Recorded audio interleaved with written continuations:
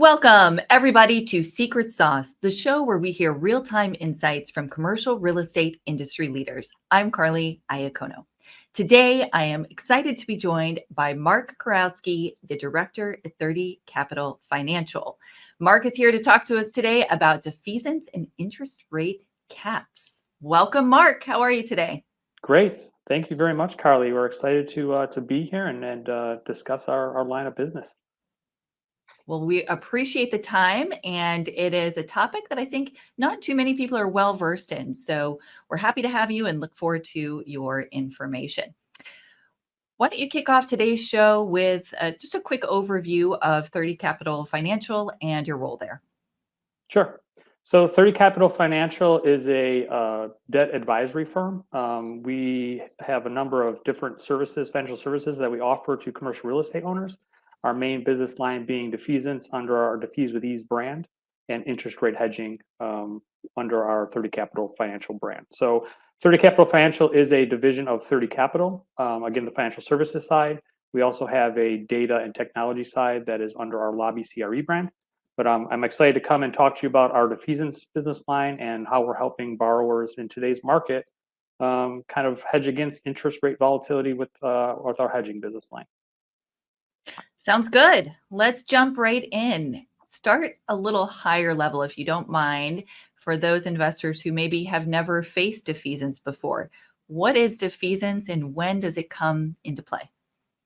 This is a quick discussion we have on a daily basis. Defeasance is a unique aspect of the commercial real estate market. It is basically a call protection on certain types of fixed rate loans. And it is a form of prepayment. So you typically will have defeasance or yield maintenance of exiting a commercial real estate loan. And defeasance is, rather than paying off the loan, you're exchanging the underlying collateral.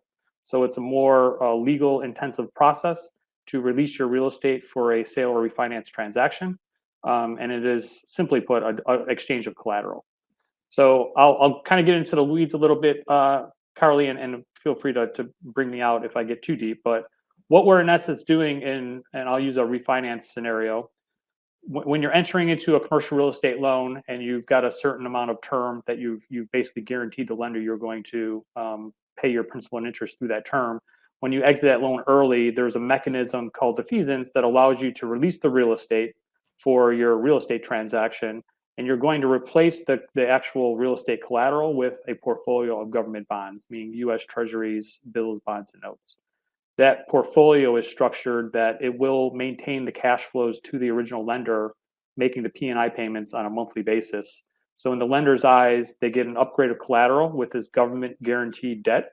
They're no longer dealing with tenant issues, property issues, so they get a little upgrade in collateral. And they also maintain the principal and interest payments on the existing loan through the full term of the loan.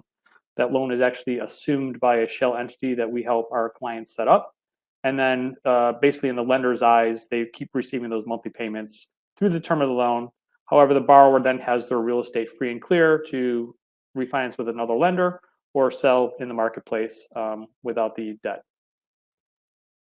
So I've seen this most on CMBS or commercial mortgage-backed security loans. Are there other types of loans that have yield maintenance and defeasance? I know CTL can have yield maintenance. When does this come into play?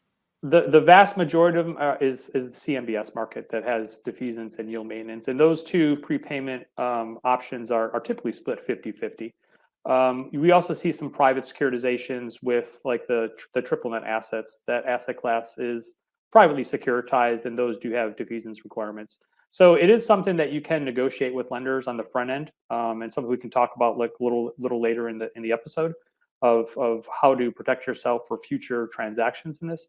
But it is an option that is preferred by the lenders. It's more marketable when they group these loans together and sell the income streams to outside investors, because it's a way to maintain the cash flows for the full term of the loan. And you take that interruption of a transaction out of the equation. So you're basically guaranteeing that coupon is paid for the entire duration of the original loan term. That was a great background on how this works, because I do think that many clients don't quite understand the process.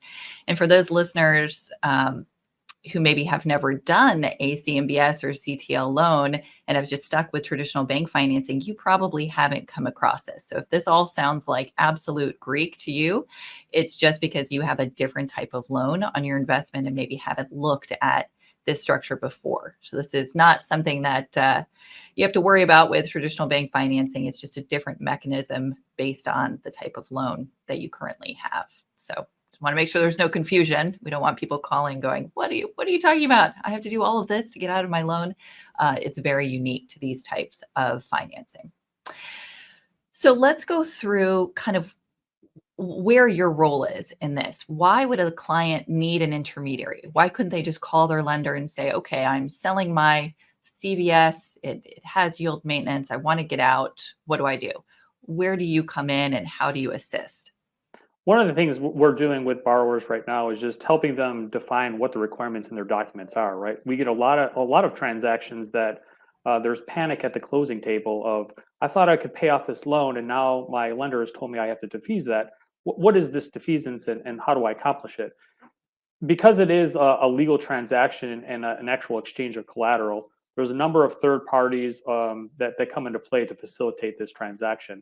So as a defeasance consultant, we come in and work with all these third parties and make sure that we're bringing in experienced parties that are required under the loan documents to facilitate this collateral exchange. And then we're actually going out into the marketplace, the securities marketplace. We're going and finding the actual securities that are the most cost-effective way to structure this portfolio so we can facilitate the collateral exchange, but we do it as economically as possible so the underlying borrower is not paying more than they should for releasing this real estate. So it is a complex process, but one of the misconceptions I think out there is it's too complex. And I don't even want to get into a CMBS loan or securitized loan that has defeasance because I don't understand the securities markets. I don't understand these 6 pages of requirements, so I don't even want to touch it. And hiring a consultant to kind of walk you through that allows you to take advantage of the upside of these securitized CMBS loans and not be so fearful of kind of the paperwork and legalese that comes into play with these transactions.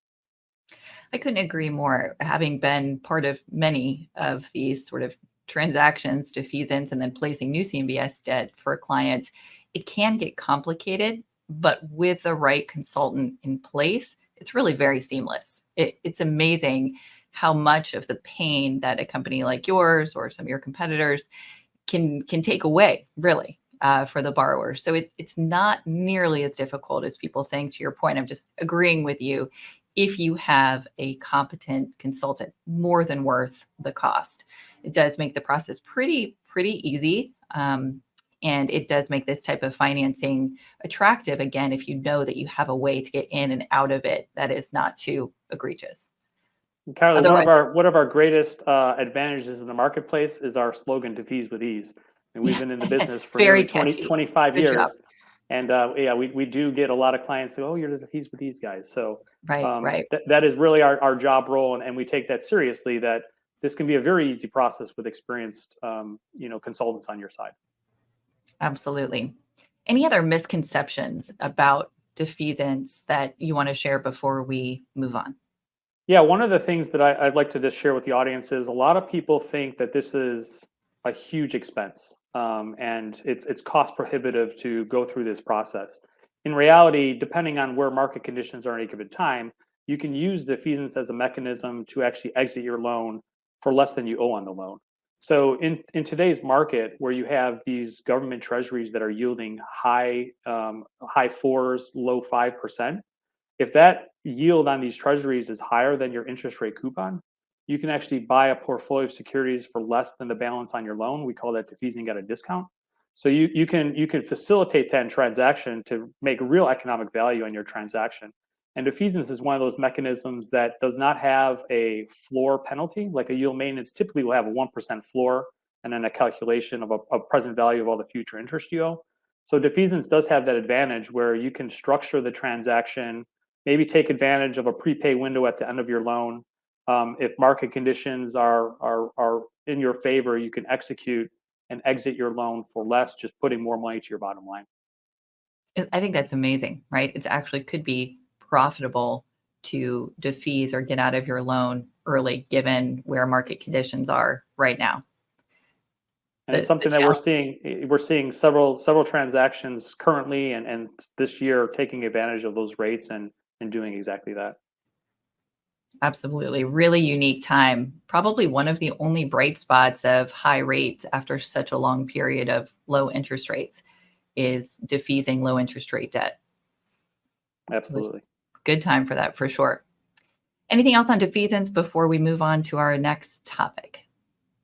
No, I mean that's generally it. Again, it's a fairly unique aspect of the commercial real estate industry. I would say, just in general, CMBS loans make up maybe 25% of all loans out there, and even CMBS loans have a mix of yield maintenance and defeasance. So a lot of borrowers out there are not going to see defeasance.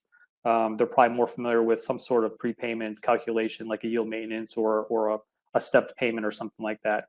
But again, there are advantages to getting those more complex prepayment structures in your loan, so you kind of take advantage of economics in the future when you transact. You make defeasance sound good and CMBS sound like the golden star right now. So I guess that's your job, but there are definitely benefits to it. I agree. Let's move on to another hot topic, which was interest rate hedging. What does this look like? How do you put an interest rate cap on a loan? What are the costs? Talk to me about that possibility overall. So the interest rate hedging business is very in the news these days because of the cost and the market volatility. So basically what the interest rate cap is when you're dealing with floating rate loans. So our defeasance business is concentrated on fixed rate loans, but on floating rate loans that are indexed to typically the SOFR index, your debt service changes every month with whatever that index is changing. And an interest rate cap is a way to protect yourself from market volatility by physically capping the amount of the amount of interest that you pay on your loan. Now that of course comes with a cost, and that's why everyone's talking about interest rate cap these days, because the cost is an extraordinary amount when you look at it in relation to the loan proceeds that you're receiving. So it is a way to mitigate market volatility for a commercial real estate borrower, but there is a significant cost to doing that.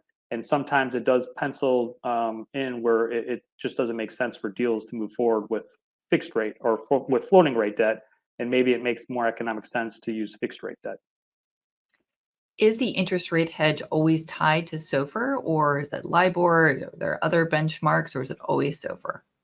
Right now, I would say 90% of it is SOFR. You do have BSBY, which is kind of fading off in the marketplace. LIBOR did transition officially to SOFR as of June of this year. So basically, LIBOR is no longer used as an index for floating rate loans. So I would say the market is predominantly SOFR-based index for that floating rate product. Very interesting. I had missed that in June, so thank you for bringing that up. Now, walk me through the process a little more in the costs. Is the cost based on a percentage of loan proceeds? Is it based on the delta between the current interest rate and the expected rate? How is it priced?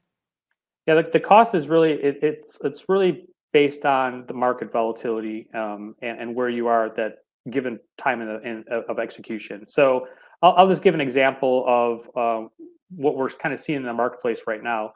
Because recently there's not a lot of activity with new financing, what we're seeing as far as caps are extending caps. So when you are looking at a floating rate product, you're typically, I'll give an example of a Freddie Mac loan. You're typically going to have a loan, maybe 5 to 7 year term. And Freddie Mac is going to require that you buy a cap for at least 2 to 3 years of that, with then requirements to extend those on 1 year basis going forward. So you enter into a new loan. It's a SOFR loan. So then Freddie Mac is going to require that you cap based on a SOFR index. And the cost of that cap, if depending on the term, it's really where the market think rates are going to be in the future. And then protecting that level of interest rate movement. Typically, Freddie Mac makes you buy protection to get your debt service coverage ratio to a 1.1 ratio. So depending on your particular economics of your transaction, the cost can vary widely from one transaction to another. But that's kind of the calculation is based on what interest rate do I need to get? And that's referred to as the strike rate. What strike rate protects me to get my debt service coverage ratio to max out at a 1.1? And obviously, the higher your strike, the lower the cost to you. In Mhm. today's market, SOFR is currently about 5.3. And we're seeing strike rates in the fours to make these transactions hit the requirements.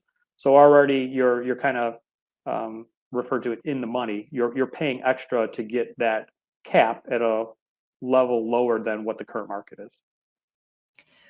What market conditions do you see that make this work the best? Was there a sweet spot in sort of the volatility cycle that you're like, this is an amazing product, whereas now maybe it's too expensive, or is it just day-to-day asset specific, and there's not really a window that works best or not as well? Well, that's a really good question, because in the last, I would say, 12 months, really what we're looking at, you look at the forward curve, and the Fed has raised rates a tremendous amount, and I think the market generally is saying we think they're done, right? So there's this higher for longer kind of mentality that there might not be cuts coming anytime soon, but at least we might be at the peak of what the Fed's going to do for raising interest rates. So what we're doing with clients right now is, I mentioned that these caps do have extension requirements, right? So if you see that your loan is coming due or your cap is expiring within the next 12 months, now's the time to be kind of looking at the loan and your options. You don't want to wait till last month and you're kind of at the whim of the market at that given time. So we're helping clients right now analyze their debt 6, 12, 18 months prior to their maturity dates. So we can really put a plan in place to buy a cap extension maybe 6, 9 months before it actually expires. And by taking advantage of the market mentality that rates are going to be lower in the future than they currently are, we can buy forward starting extensions for cheaper than a extension at the actual expiration of the existing cap.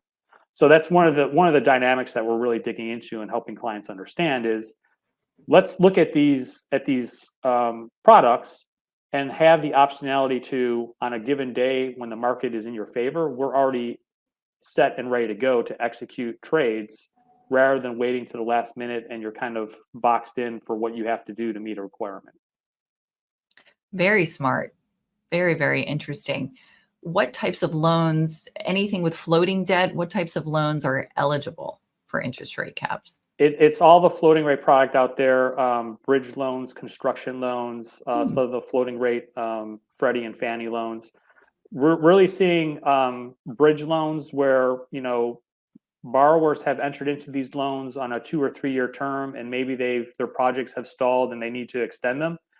So we're seeing a lot of that in today's marketplace, and then a lot of these caps they're not termed the same as the actual loan, so there is extension requirements. That's probably the majority of the work that we're seeing right now are those two specific products. Bridge loans that were shorter term that they need another year just to complete whatever upfits or projects they're working on. And then these longer term loans that the caps were on a shorter duration that need to be extended. Absolutely fascinating. I didn't know that was applicable to construction financing as well, but it makes all the sense in the world. Very interesting product. Given your tenure in the business, in the industry, and all of these loan structures that you see, do you have any advice for our listeners when contemplating a new loan? So on the front end of their transaction, what should they be thinking about, looking at? Any provisions in these documents that you think really they should be paying more attention to on the beginning of the loan inception? That's another great question, Carly, because I think people kind of gloss over that. They're sitting looking at lenders and looking at all these requirements, and they don't necessarily look at their exit requirements when you're putting on new debt. So we have a lot of analysis that we do and advice that we give to our clients about what should you be negotiating in the front end of your documents to protect yourself 7, 8 years down the line when you want to potentially exit this loan. So things like having as much control over the actual prepayment provisions as possible. If you have the optionality to do a defeasance or yield maintenance, it's not always, the lenders don't always offer that, but it's something to ask for, because then in a high rate environment where you can have a defeasance as a discount, you can take advantage of that and not just be locked into a 1% prepayment floor or something like that. And then there's a number of third parties that come into play with the defeasance, and we want borrowers to have as much rights to those third parties as possible. You'll see that the lenders out there will say, well, you have to hire this attorney, but it has to be the attorney that we say. You have to structure this the securities portfolio, but you have to buy those securities through our bank. So you want to have the optionality to control as much of those processes as possible, because in the end, it's going to save you money. Like if you can go to the marketplace and go to 2 or 3 providers rather than just one provider that your lender is requiring you, you're going to get better pricing. One of the other things I'll bring up on the floating rate side or interest rate caps is you will buy a cap for a certain duration. And if you end up paying off your loan or selling the asset, that cap is a separate financial instrument and it has value in the marketplace. So if you do refinance and you have an existing cap, you can roll that cap into your new financing, or you can go into the marketplace and go sell it. And there's been a tremendous value because these caps are very expensive. The flip side of that is if you have a cap that you no longer need for your loan, you can go sell that in the marketplace. And we're seeing 6-7 figures being added to the bottom line of selling these caps that basically are no longer needed. But I think a lot of borrowers don't understand that that is a financial instrument that is tradable. That is amazing. So how would someone go about selling an interest rate cap? How do they access the marketplace? How do That's they another start? service that we provide. So we're in the marketplace. We have two traders that sit on our desk, and they're buying these caps for borrowers, and they're selling these caps for borrowers. So that's part of the analysis that we do. We really talk with our sponsors, and we get a good idea of what their plans are for these assets, and then we just start compiling optionality for them and saying, well, if this, then this, and we really then put numbers to these options. So part of what we have a debt optimization model internally that we'll run with clients through, and we'll say, okay, we're looking at what the forward curve is, where interest rates are going to be in the future, and here is your existing loan. Does it make sense to refinance this? Does it make sense to potentially put a supplemental on? So we're looking at current market conditions, we're looking at where your existing debt is, and we're looking at the forward curve and seeing at what point is the optimal time to transact. And the forward curve is one analysis of where rates are going to be. But our model basically allows for the borrower to also say, well, I don't think that rates are going to drop as much as the forward curve is saying. What if we tweak this or tweak that? And it's a really great tool to really give you a sense of, I'm going to hold this asset for 5 years. What does that look like in 5 years as far as cap rates and actual market rates? And where it's additional analysis that we can help with really optimize the debt side of your transaction. Great information. It's wonderful to hear that you look at all these different scenarios for borrowers. Very, very insightful. I want to circle back to one thing that you said before we conclude, and that was negotiating your loan documents to include both defeasance and yield maintenance. I have not seen that before, which I love. Any optionality for investors is always a good thing, right? So you can take advantage of market conditions in the way that suits you best. How frequent are lenders agreeing to an either or scenario, in your opinion? And then is that either or at the borrower's decision, or does the lender get any say in which way the loan is paid off? That is a very great point, Carly, because you can ask for it, and then a lot of times the lender will say, well, we'll put it in there, but it's at our option. And that doesn't really help you very much. So if you're asking it correctly and you're asking for the right thing, we've seen that the lenders in today's marketplace, it's probably not as prevalent now. It's just the competition out there and the amount of financing today is a lot smaller than it was when there was more lenders out there that were active. But I would say that it's a pretty high success rate. The lenders are trying to find good deals, and if you ask the right questions, you'll get that a lot. It's really not a detriment to their investors on the other side. It just has to be well defined on the front end, because once you enter that loan and it's sold off to a REMIC trust, and then a servicer is put on top of that to manage it, there's nothing you can do at that point to modify your loan. So the front end work really needs to be done in a manner where you have that optionality. Again, it's your option, it's not the lender's option. So you can control as much of the transaction, and again, utilize the marketplace to find great pricing. That is fantastic advice. More preparation definitely goes a long way when contemplating an exit of an asset. So anything that gives clients better options at the end is definitely welcome. So fantastic information today, Mark. We really appreciate all of your knowledge on defeasance and interest rate hedging, both very relevant and important topics. So thank you for coming on the show today. We appreciate your time. Thank you very much, Carly. It was great to be here. For everyone listening, that was Secret Sauce. We're so happy you could tune in, and we look forward to seeing you again very soon. Have a great day, everyone.